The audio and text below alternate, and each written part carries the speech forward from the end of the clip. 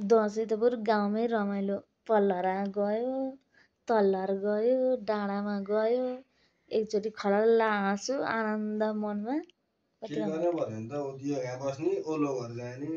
पल्लो घर जाने फेरि तल्लो घर जानु पर्यो भने तल भर्याङबाट तल जाने मङ्गल घर जानु पर्यो भने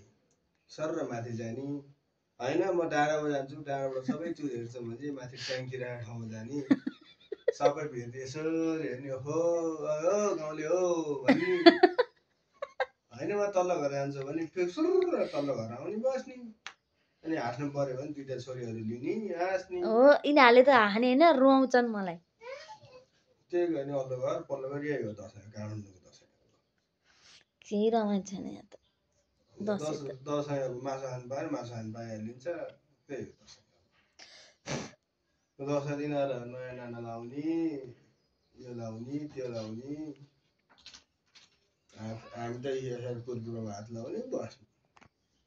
म पनि त्यस्तै गर्ने बनी हो